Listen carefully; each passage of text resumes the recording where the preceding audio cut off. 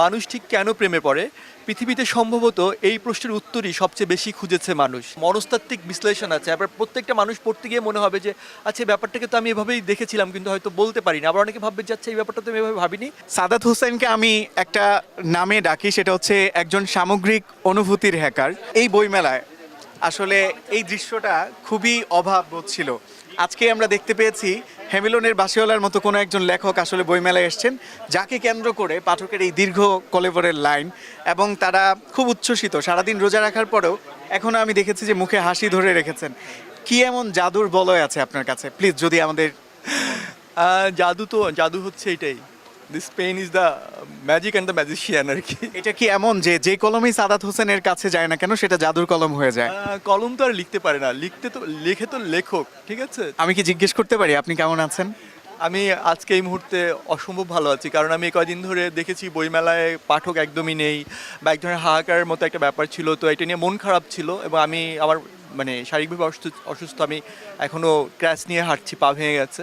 আজকে প্রথম বইমেলায় এসেছি, এবং বইমেলায় এসে যে দৃশ্য দেখলাম সেটি আমার মানে সবচেয়ে ভালো না থাকার কোনো আর কারণ নেই। আমি সবচেয়ে ভালো আছি এই মুহূর্তে।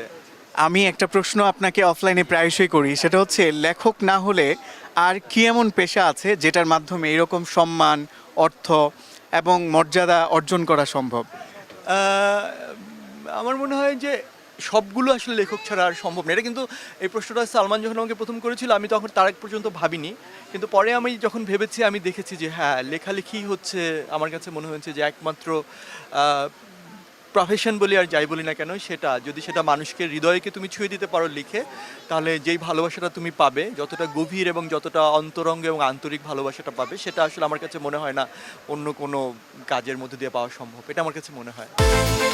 বিকাশ পেমেন্টে 10,000 টাকার বেশি অফার, শপিং চলছে তো। আপনাকে অসংখ্য ধন্যবাদ এই কারণে যে আপনি আসার কারণে বইমেলাটা বইমেলা হয়ে উঠেছে। আমরা এতদিন আসলে দেখতে পেয়েছি যে পাঠক শূন্য, কোথাও কেউ নেই, হুমায়ুন আহমেদের উপন্যাসের ওই নামের মতো। আজকে আমি আমার নিজের কাছে আসলে ভীষণ আনন্দ লাগছে, কারণ 26-এর বইমেলাটা আজকে বোধহয় পূর্ণতা পেল।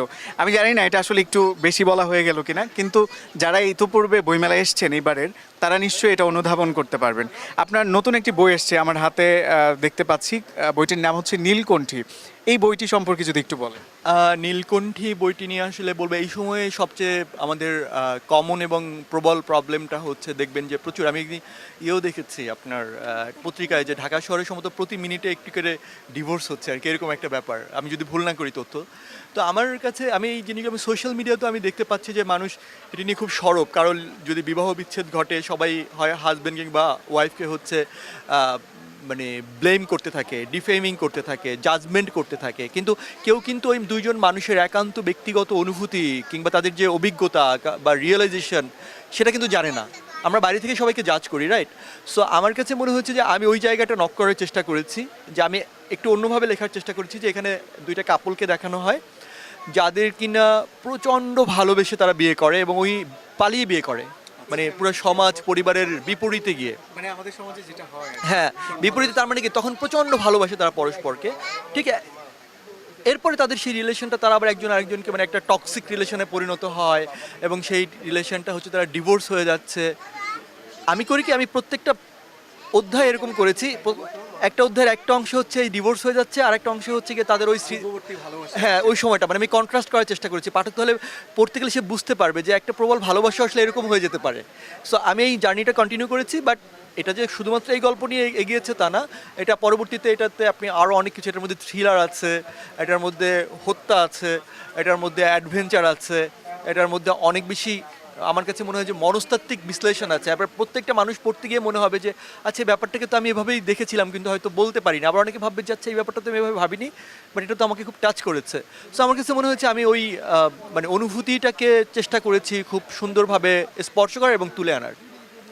আমরা একটা চমৎকার চিঠি দেখেছি, এবং লোভ সামলাতে না পেরে সেই চিঠিটা আমি পড়েও শুনিয়েছি দর্শকদেরকে। এবং এখানে কিন্তু একটা মজার আছে, এটা খুব মানে এই এটার বইটার ফ্ল্যাপে একটা কথা আছে যে মানুষ ঠিক কেন প্রেমে পড়ে পৃথিবীতে সম্ভবত এই প্রশ্নের উত্তরই সবচেয়ে বেশি খুঁজেছে মানুষ, কিন্তু এর স্বতঃসিদ্ধ কোনো সূত্র তারা আবিষ্কার করতে পারেনি। পাখি উঠতে পারলেও মানুষ কেন পারে না, এই প্রশ্নের উত্তর খুঁজতে গিয়েই তারা আবিষ্কার করে ফেলেছে অ্যারোপ্লেন। পৃথিবীর সকল প্লেন ওই একই সূত্র মেনে আকাশে ওড়ে। মাছের মতো পানির তলায় ডুবে থাকতে পারে না কেন মানুষ ভেবে তারা তৈরি করে ফেলেছে সাবমেরিন। জগতের সকল সাবমেরিন সেই শতসিদ্ধ সূত্র মেনে জলের তলায় ভেসে বেড়ায়। গাছ থেকে খসে পড়া আপেল কেন ওপরে উড়ে না গিয়ে টুপ করে পড়লো নিচে বসে থাকা নিউটনের মাথায়? সেই প্রশ্ন কিংবা জিজ্ঞাসা থেকেই তিনি আবিষ্কার করে ফেললেন মাধ্যাকর্ষণ সূত্র। এমন অসংখ্য জিজ্ঞাসা প্রশ্ন কৌতূহল থেকে মানুষ আবিষ্কার করে ফেলেছে আরও কত কী, এবং তার প্রতিটিরই রয়েছে সর্বজন গ্রাহ্য স্বতঃসিদ্ধ এক সূত্র। অথচ কী আশ্চর্য, সৃষ্টির আদি থেকে এই অবধি অসংখ্যবার অসংখ্য মানুষ অসংখ্য প্রশ্ন করেও মানুষ ঠিক কী কারণে কোন সুনির্দিষ্ট তত্ত্বে প্রেমে পড়ে তার কোনো স্বতঃসিদ্ধ সার্বজনীন সূত্র তারা আবিষ্কার করতে পারেনি।